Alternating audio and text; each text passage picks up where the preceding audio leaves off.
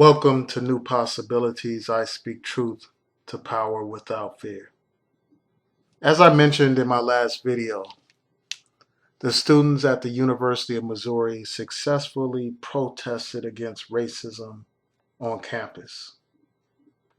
For far too long, the president of the university was completely non-responsive to the students' legitimate complaints about racism.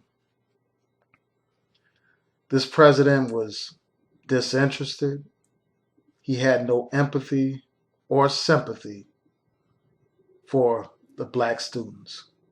He allowed a racist environment to fester on campus. And the students had enough. So they protested, and the athletes joined in the protest and vowed not to participate in any game until that president resigned. And so President Tim Wolfe resigned.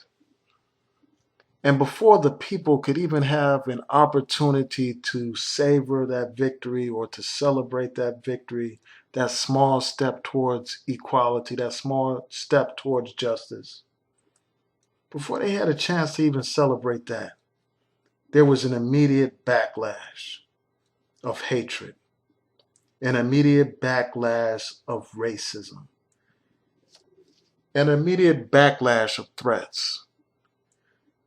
And I'm going to read to you a couple of the threats that were posted on social media. One threat said this: I'm going to stand my ground tomorrow and shoot every black person I see. Another threat said this: some of you are all right. Don't go to campus tomorrow. And the other threat said this: we're waiting for you at the parking lots. We will kill you. All these threats were directed towards black students. Also, there were reports, an actual video of students, white students, making reference to the KKK. One of these students told black students to walk back to Africa. And there were reports of 4 white students with white bandanas covering their faces and yelling racial slurs and playing war songs. There was another report of white students standing in circles yelling white power. All of these things occurred in response to the people's protest at that campus. All of these things occurred because there was a small victory for social justice, a small victory for black people, a small victory for diversity. And you had all this hateful reaction. Hateful reaction. Fortunately, the police were able to track down a suspect and arrest him. That suspect's name is Hunter M. Park. He's 19 years old, and he's a student at the Mizzou University of Science and Technology. So he's under arrest right now, and he was held in jail on a small bond of $4,500. So those are some of the developments at the University of Misouri. I wanted to bring those to your attention and just use them as a teaching moment, as a teachable moment. We have to understand that our struggle as a people is protracted. You know, the fact that this president, this racist president resigned, I mean, that was an obvious victory, but that was only a step towards justice. The racist reaction that we saw at the University of Missouri only validates the legitimate complaints of those black students who organized and protest for days upon days. That reaction that we see from these white racists just makes it clear how justified the students were and how righteous their cause is. Our struggle is protracted. We have to be vigilant. We have to be vigilant. And I encourage the black students there to be on their guard, to watch their back, to be self-aware, and to work together and to defend themselves. And all these black groups that talk about self-defense, all these paramilitary groups, they need to do what they can to protect these students. Enough with the talks, enough with the speeches, enough with the posturing. Now is the time for action. And I would just conclude by just talking about one last point. And that's the question of integration. Obviously, people have the right to attend any university that they want to attend, that they're qualified to attend. They have the right to be treated with dignity and respect at any institution that they attend. They have the right to be in an environment that is free from racism and bigotry and oppression and harassment. They have that right. They have the right to protest against racism and bigotry. They obviously have that right, and I salute them. I commend them for exercising that right.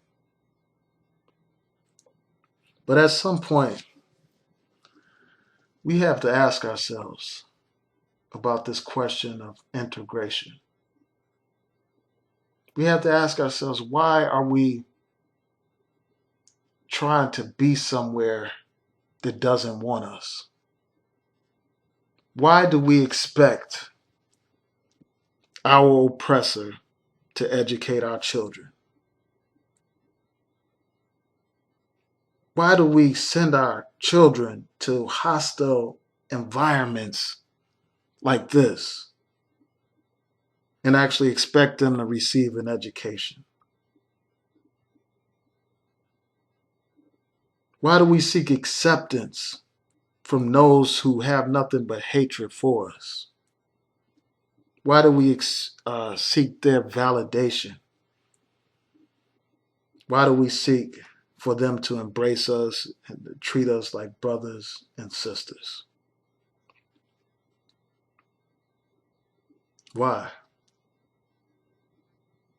Why can't we build up our own black colleges and universities? Why can't we support those?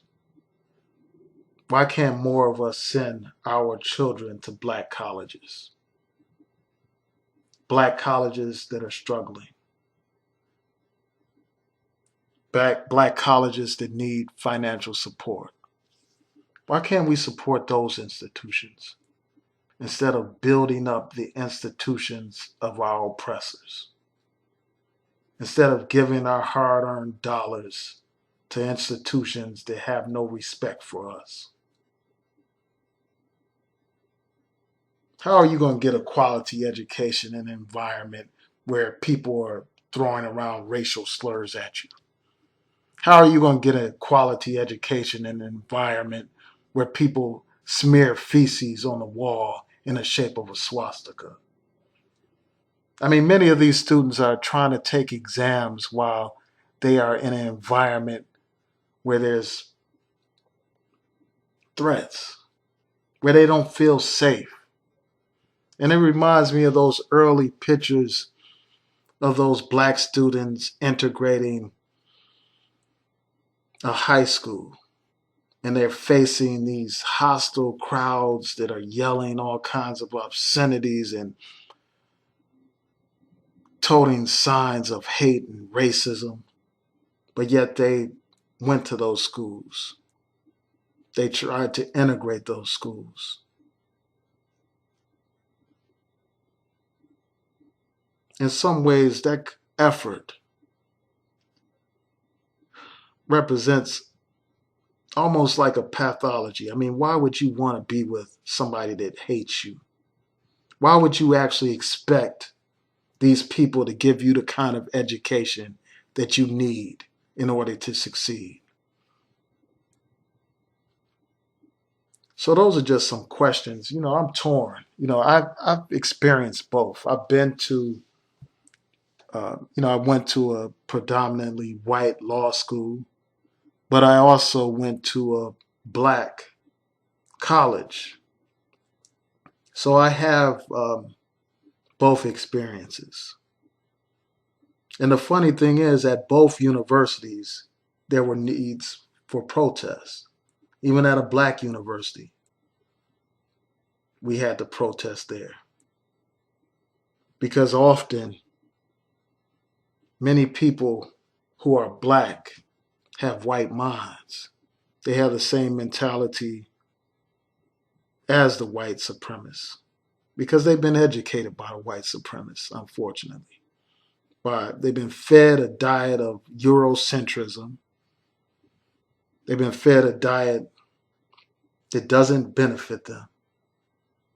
They've been given an education that only ended up miseducating them and making them into a puppet of the system.